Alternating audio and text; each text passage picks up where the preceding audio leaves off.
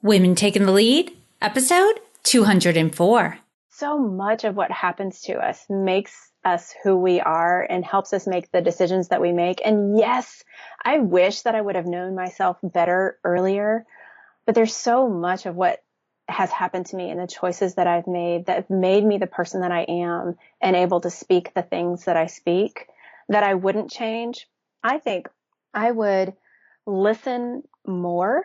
I think I would have done much better had I been a little more observant of the people in the world around me, a little more empathetic when I was younger. I would say work hard and look forward, but be present. Just enjoy where you are. Hello, my name is Jody Flynn and welcome to Women Taking the Lead, where we are all about creating blasts of inspiration to help you overcome self-doubt so you can lead with confidence, integrity, and a sense of humor. Have you grabbed your copy of my best-selling book, Accomplished: How to Go from Dreaming to Doing? Head over to womentakingthellead.com/accomplished to access the secrets to achievement and success. Now, your future awaits, so let's get started. Your website tells a story about your business. At Zebra Love Web Solutions, Millie and her team are going to make sure your website tells the story you want your customers to hear. Connect with Millie at zebralovewebsolutions.com to create the impression you want to make. Hello, everyone, and thank you for joining us today. I'm here with Lynn Foster, who is a leadership development speaker, consultant, and coach. After 20 years climbing the corporate ladder, she took the risk to start a new career helping other professionals push past barriers and accelerate success in practical and meaningful ways. Tara has presented concepts of confidence, charisma, and leadership to audiences ranging from Fortune 500 companies to regional organizations and nonprofits. When she isn't speaking, consulting, or coaching, Tara enjoys spending time at home with her husband and 3 kids or on a sandy shore in a beach chair alone with a pen and paper contemplating her future bestseller. I cannot wait for that, Tara. So, Tara, as you know, this is just a little introduction to everyone, but I always like to hand the microphone back over to you so you can tell us more about you and your own humble beginnings. Jody, I'm so thrilled to be talking to you today and so grateful to have a chance to have a conversation with you. Thank you so much. I'm such a fan. So yes, I have a background in corporate and made this big career move. It's going to be a 3-year anniversary at the end of February, which will be awesome. But I started out moving around a lot as a child, for different reasons. My dad had different jobs in different cities, and it's a part of my story, but too long to tell right now. But we moved around a lot and ended up, in Arkansas when I went to school. And so I went to a really small, Baptist university in Arkansas. And this is important because of where I ended up before I left the corporate world. So I ended up in this small university. It was a great experience.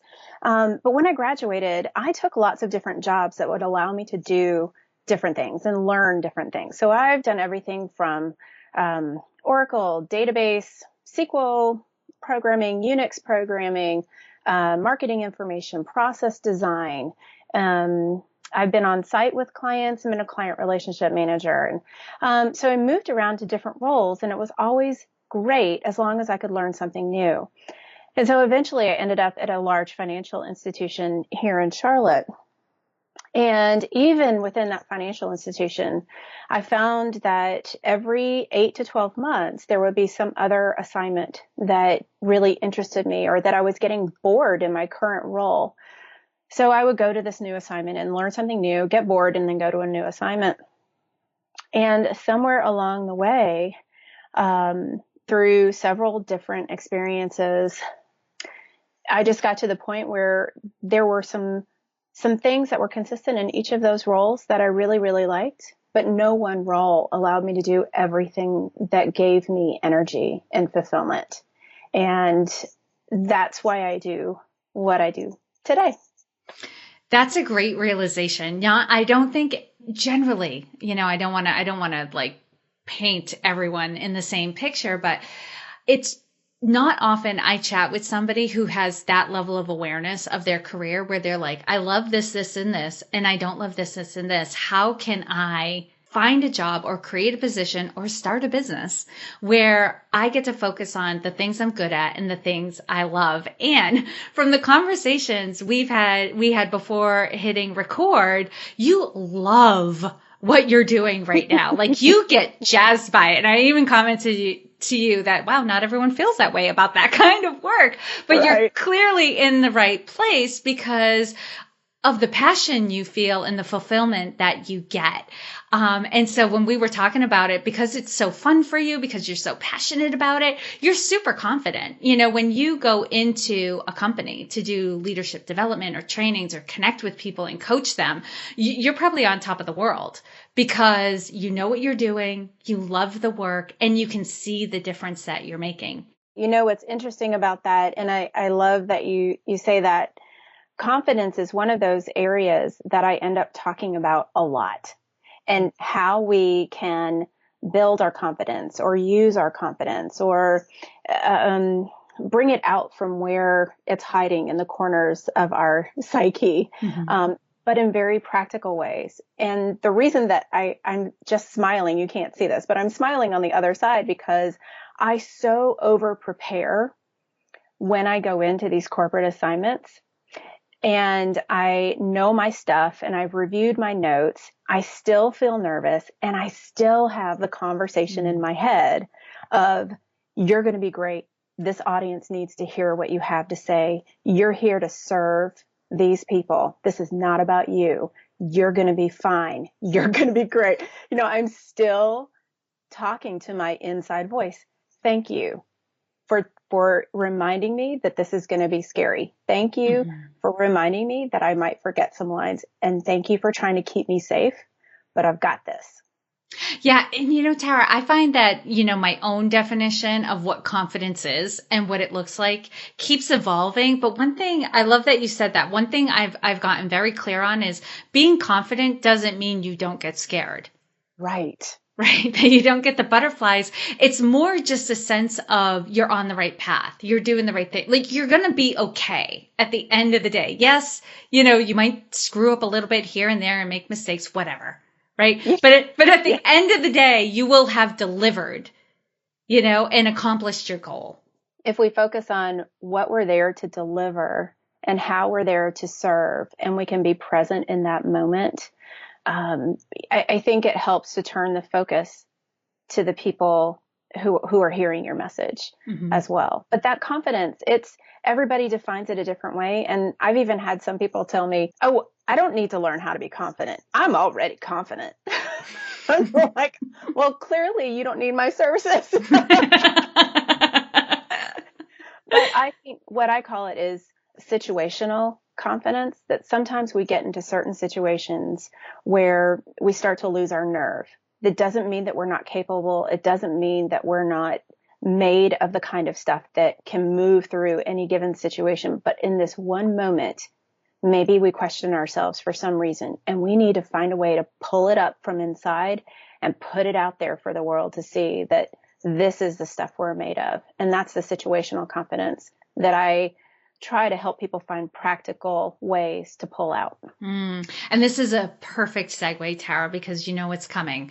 You know, where we start off with is right at the bottom, like the opposite of confidence. Those times when, you know, and it's not even necessarily a lack of confidence. Sometimes it's just a lack of awareness of what we're capable of causes us to play small, right? To hold ourselves back. We're not going for the big dream. We're not going for the big goal. We're not putting ourselves out there. But, you know, sometimes it's just that we're on autopilot and we think, okay, I can do this and I'll stay here for now. But that's playing small. So Tara, if you could share with us your own playing small moment, tell us the story around it and the lessons you've learned. So I think, you know, I was thinking through this question because I do like to prepare before. So I was trying to think of a playing small moment. And there really, I think, have been so many times where I've had to choose what I'm going to do. I think the most recent one would have been back when I was in corporate. I had a goal to make it to an executive title before my son hit kindergarten. So he was 5, my second born was 3, and my third was 18 months. And I found a job within the financial institution that put me in an executive role, and I was thrilled. I went for it. It was an area I wasn't familiar with. When I took that position, I didn't realize what the role really meant.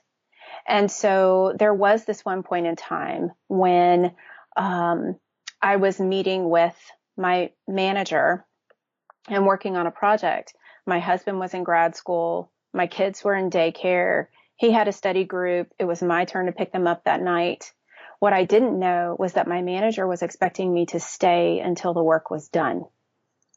So when I surprised her with this statement of, I've got to leave at 6 to go get my kids, I got a look, and then she said, "What's your husband doing tonight?"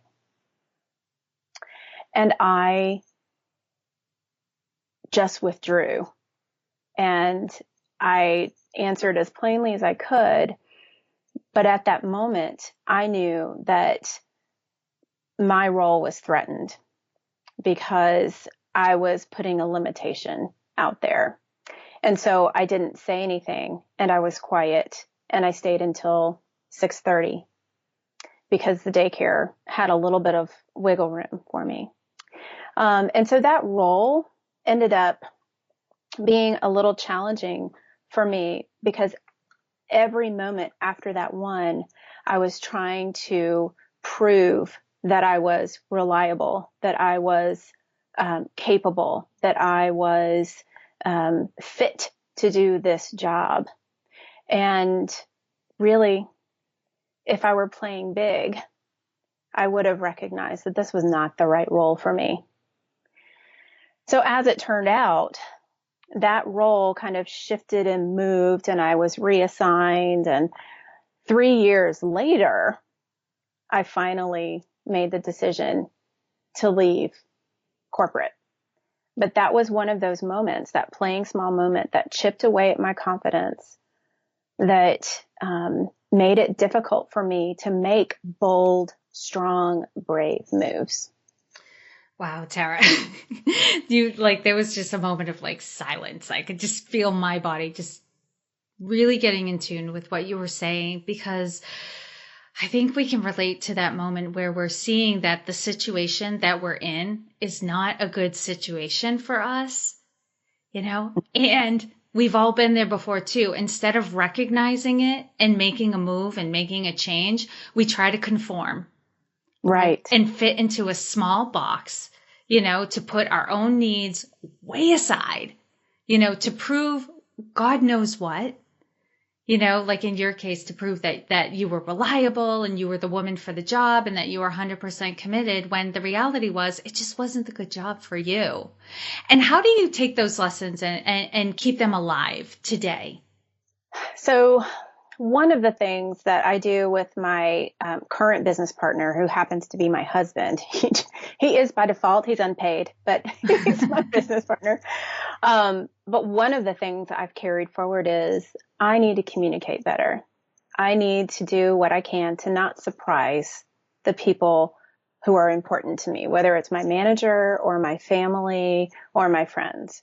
So like the past week and a half, I've been preparing for 3 speaking engagements that are all happening within 1 week. And my husband and I have been planning. I'm going to be absent. I'm not going to be around.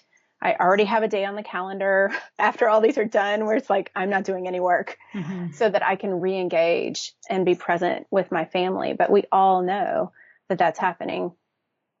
So communicating in advance and helping people understand. And this is whether you're in the workplace or you're on your own, is having that ability to just be clear about expectations.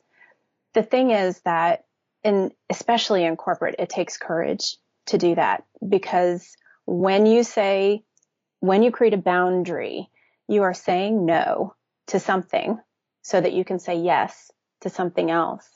And sometimes putting that one thing down that you have to say no to, it can have a cost associated with it. Mm-hmm. So it takes a lot of courage in that respect. So communication was one of the things that I took away. And the other was, that's an experience that I look back on. And I think about as one of those ways that I came to this slow and steady realization that my path didn't belong in corporate anymore. Not at that season. And that season was coming up. It was that situation that happened. It was the kind of work that I was doing in the next role. It was the limitation to how far I could progress up the ladder. It just, when we said before about the self-realization and, not a lot of people get there, you know what, failure and hard knocks will do wonders for self-realization. Mm-hmm. And getting kicked in the teeth a couple times, or, feeling empty more than you feel full when you go to your office every day, gives you a lot of time to think about why that is. And so in that one experience, I would say I look back on it as a good learning experience. From a practical perspective, it's great to use that to illustrate and understand the importance of communication and not surprising the people you work with and the people you care about. Mm-hmm. So I think it just it's become so knit into the whole story of why I'm doing what I'm doing today. It kind of lives and breathes with me. And Tara, if you could share with us another time in your life, another story of a wake-up call. The last one probably was very much a wake-up call, like, whoa, this isn't, where I need to be. But another one, if you could take us back to that moment, to what led up to it, and then the moment when you knew you were ready to take action, and the steps that you took that led to your success. Oh my gosh, this is my favorite story. Okay. I'm ready. So, I started seeing an executive coach while I was still working in corporate, trying to figure out what was next for me because I knew what I was doing was not right. But in the midst of 3 kids and a husband in grad school, and I don't know why, but I decided to train for a half marathon, all of this at the same time, it's no wonder I was too exhausted to do the work it would take to redo my resume and start looking for something new. So it just never really happened, but I knew I was unhappy. In the last role that I had, I remember several days driving to work in my empty minivan, praying that there would be a moment that day that would give me some kind of joy, because what I was doing, it just was sucking the life out of me. It wasn't hard, but it was not the work I'm gifted to do that gives me the kind of joy and fulfillment that I want. And so I would just be praying this every day. And then in February, 3 years ago, I had the opportunity to go to a women's leadership conference. And at that leadership conference, in the midst of a meditation exercise where we were asked to go to our happy place, where there was laughter and joy, and I couldn't find it. And in another exercise where we were asked to think about what we brought from being smart to being wise. And it was that I had found out that fear of not having money based on a childhood experience was holding me back, doing anything to change my current and comfortable circumstances. If I do this, I told a friend at lunch at that conference, if I do this, I'm afraid it's going to be like jumping out of a plane without a parachute. And my friend looked across the table at me and said, isn't it just as likely that there will?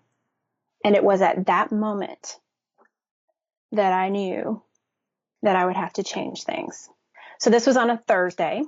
On Thursday evening, I called my husband from this retreat and I said, honey, you better start praying because I don't think I can keep working there.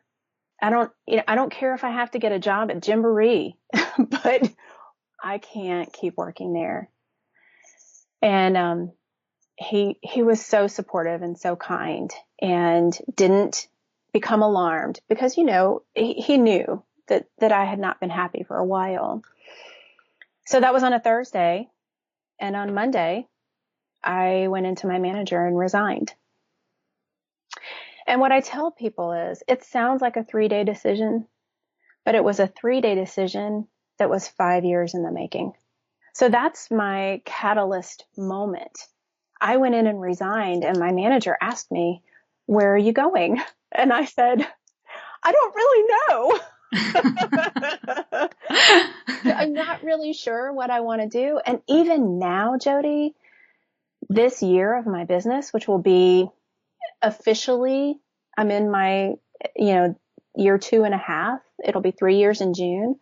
But even this year, I'm at a point where it's still evolving. It's still becoming the thing it needs to be. I'm still finding better and better focus to find more and more fulfillment. And the greatest miracle of all is that there's this parachute that's opened up financially that I cannot explain, that has sustained us, that has made it possible for this business to keep going without impacting the household, that I think is, it's supernatural. And because of my faith, I believe that God is really in the midst of this. And on my worst days, that's the biggest encouragement to keep doing what I'm doing. Mm-hmm. I think you pointed to a couple of things that I really want to highlight, Tara, was that when you were in your corporate career, even a neutral day was painful because there was no joy. It wasn't hard work.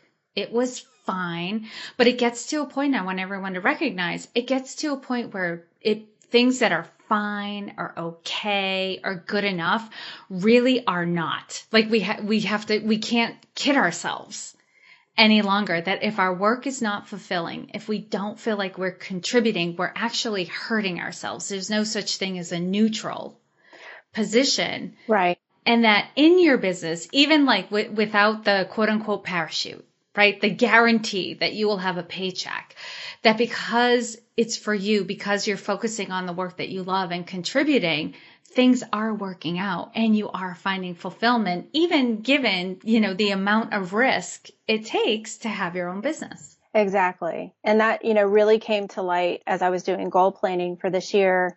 And I was stressing out about the goals and talking about it with my husband. And he said, "Why are you doing what you're doing?" I said, "To make money." And he said, "Really? Then go back to corporate." And I was like, whoa, whoa, whoa, whoa, whoa. Mm-hmm. And, had to go back and dust off and rediscover my why. Because if I did want to earn more money, I could. But there's a message here that I believe women need to hear. There's an encouragement that I believe they need. And I am in love with the idea of sharing practical advice and tips and tricks to help them know they are not alone and that they can be successful. That's a great segue, Tara, because what I want to know about next is how you describe your leadership style. You being, someone who helps other people develop their leadership, you get the fundamentals of leadership that are important for everyone to have, the listening skills, the relationship building, some of the management involved in it. But because we're all unique, we have different personalities and strengths, our styles are just a little bit different. And that's why I always say, like, there's no one way to lead. There's no one way to be a leader. But if you're true to who you are, you will be an effective leader. So, Tara, how would you describe your leadership style? I think that mine, it's an interesting thing. I would have maybe described it differently 3 to 5 years ago. But I think the continuous threads are an inclusive approach to leadership that is dynamic in nature. I love to make things as interesting as I can. If we have to give a speech about risk management, let's make it interesting and talk about Rudolph, the red-nosed reindeer. I mean, I don't know, whatever it is. So dynamic. It's important to me to be relational. So to make an effort to understand the perspective of others around you. So you have to know them a little bit and try to empathize with their position and their perspective and where they're coming from. But then I'm also very focused. I have a process-driven mind. I just can't help it. Things kind of pop up into my mind in, series of 5 bullets for every solution. But so I approach solving problems like a puzzle. What is our end game? Where are we starting today? What are the 5 things that we can do to get there so that you don't have this problem anymore, or you have this new product, or whatever it is. If your team is having trouble getting along, well, what are the things that we need to talk about that would help you get along better? Or you have trouble, you have to go to a networking event because your boss invited you, but you really don't know what to say, you don't know what to talk about, you feel uncomfortable. Well, here are 4 practical things that you can do to get ready for this networking event, and you can feel more confident going in and more successful when you leave. So the leadership style that I think that comes out for me is to be inclusive, to be dynamic, to be relational, and to focus on the end result. And Tara, what is one thing that you're working on right now that you're really excited about and want to share with us? So I'm adding a new certification to my business, and this will allow me to take the concept of personal brand and make it come alive for people in a practical and useful way, not just some slogan that we put up on our LinkedIn profile, but how we can actually talk about ourselves, how we can think about what we want to do next, what job do we want to look for next, or how do we talk about the things that we love about our job in a clear and concise way. And it will also allow me to, work more broadly across teams so that we can understand, we've got different personalities, but personal brands within this group, and they each have a place where they're going to be most effective. Let's figure that out, and let's really increase your productivity. Let's improve the way you communicate. Let's make coming to the office more enjoyable. It works in the office, and this certification will help me work with private clients as well to help them kind of put a clearer picture around who they are and what they have to contribute, whether it's to the people they love in their life or to their manager and their team at work. Mm-hmm. And you and I again chatted before hitting record, so I know the certification that you're going for. I've taken the personality indicator and read the book, and I love it. And that is going to be a very exciting value add for your business, because just hearing you talk about it, I'm like, oh yeah, you can use it that way. Oh yeah, you can use it that way too. Oh, that's exciting. So I love how you're bringing the work that you're doing and really applying what you're learning in the certification and bringing it back so that your clients get the most out of it. I am pretty psyched about it. I've been like toying with getting this certification for almost a year, and I took the plunge, and I'm so excited to do it and then to bring it out and share it with everybody. Mm-hmm. And on the flip side of things, Tara, what is the biggest leadership or business challenge that you're faced with right now? So, I think there are 2. We touched on this earlier. The first is very practical, and it also has to do with the certification. I'm a solopreneur. I've got to do my marketing, my accounting. I've got to develop my own content. I've got to deliver it. And I've got to make sure that the wheels on the bus keep turning. Development is a part of that. Getting the certification is a part of that. And, carving out the time to get that, and also still be present with my family, still maintain my marriage and my social life, which I'm sure you can you can relate. If you're doing work on your own a lot, you need to get out there and mix it up with the world around you. It doesn't work to stay holed up in your home office all the time or wherever it is that you may be officing. And so fitting this in with the time is important. And making sure that certification, I can get that and really put it into practice in all the areas of my business. And the second is this more internal challenge, and that is having to do with something I mentioned a little bit earlier, and that is how to let my faith come alive in the work that I do. So throughout this transition from corporate to being an entrepreneur and doing what I do, I've people who know me know that relying on my faith is important and has been integral to that. And I had one of my the women who was in a mastermind with me last year. She also coached me on writing a speech, and it was just frustrating because it just never quite got there. And at the end of the process, we agreed there was still more work to do. But she asked me, Tara, is your faith important to you? And I said, yes. And she said, why isn't it in your work? And then a couple more people asked me. So I took that as kind of sign and encouragement. So my challenge is really how to make that come alive, because I know, I guess there's this fear that it will make some people uncomfortable. Mm-hmm. It might change my client's perception of the kind of coaching that I do or the kind of speaking that I do. It's not an altogether bad thing, but it is a little scary to kind of step out there and effectively niche down even more.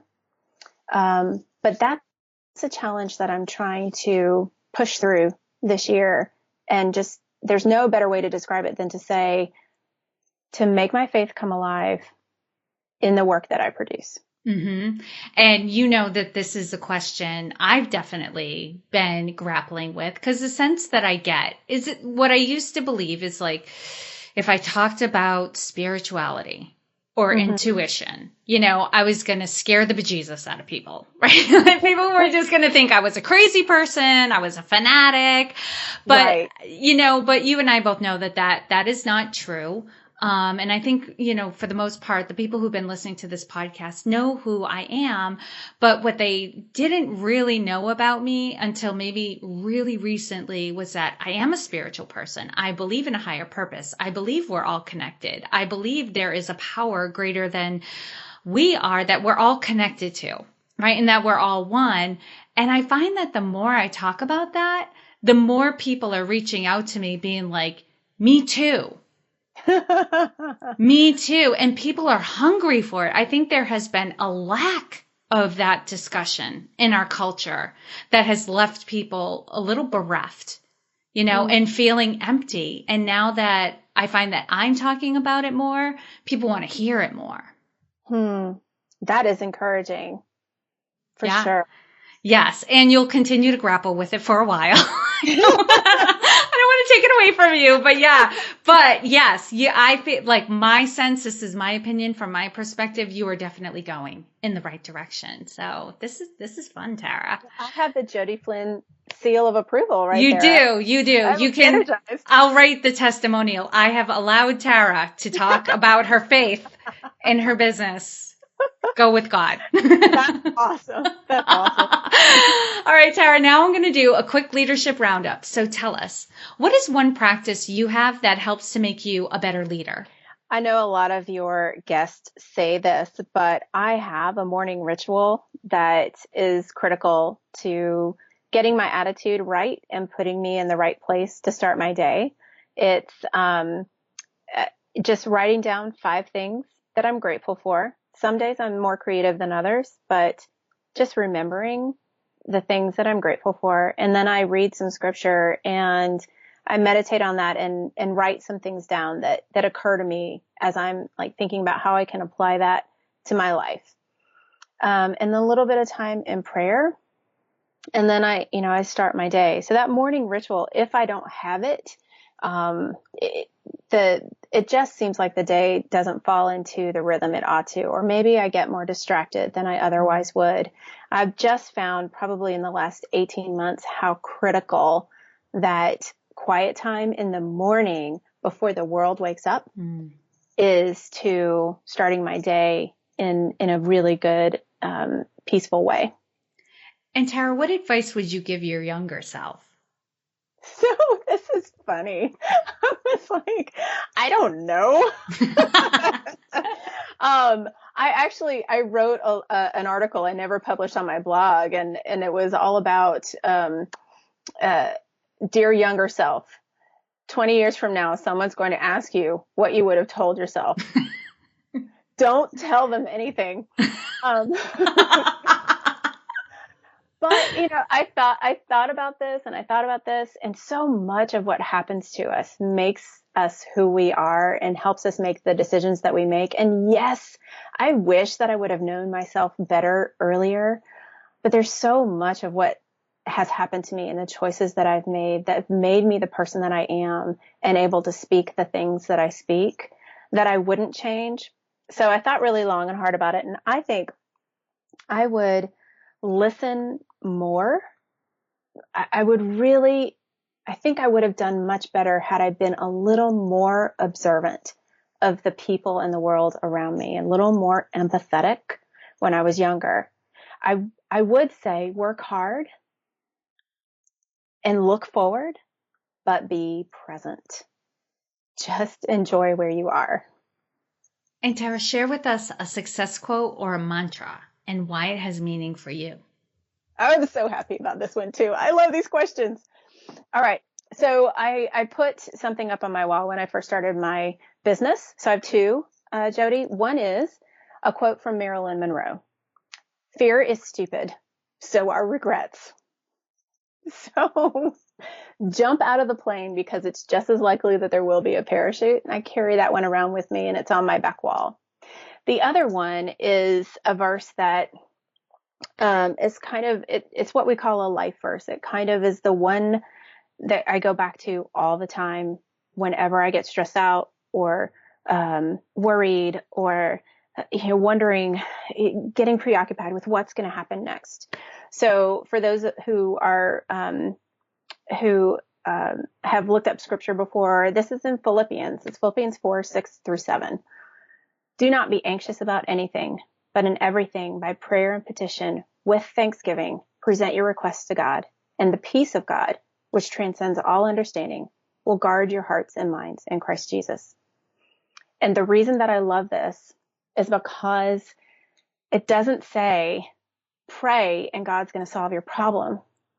It says pray, ask, be thankful, and God will give you peace, and he will guard your heart and guard your mind. And that's the promise. That's huge. I love that.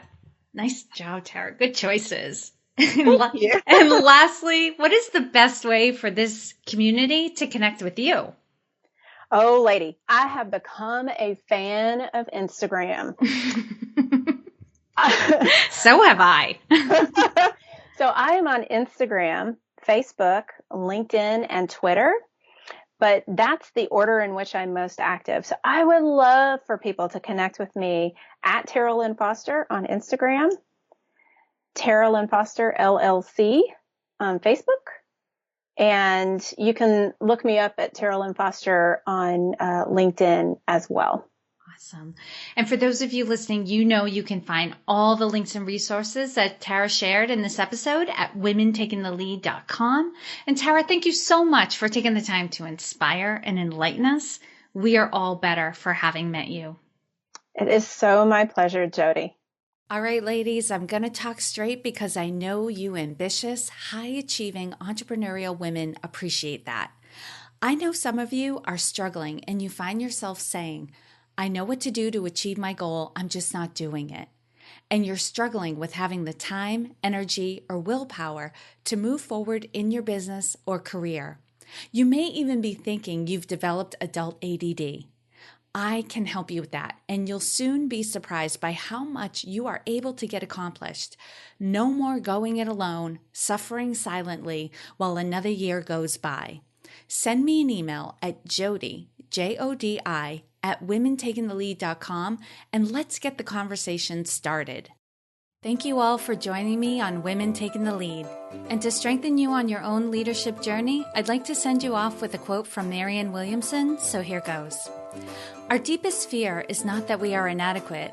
Our deepest fear is that we are powerful beyond measure. It is our light, not our darkness, that most frightens us. We ask ourselves, who am I to be brilliant, gorgeous, talented, fabulous? Actually, who are you not to be? You are a child of God. Your playing small does not serve the world. There is nothing enlightened about shrinking so that other people won't feel insecure around you. We are all meant to shine as children do. We were born to make manifest the glory of God that is within us. It's not just in some of us, it's in everyone. And as we let our own light shine, we unconsciously give other people permission to do the same. As we are liberated from our own fear, our presence automatically liberates others. Again, thank you for joining me, and here's to your success.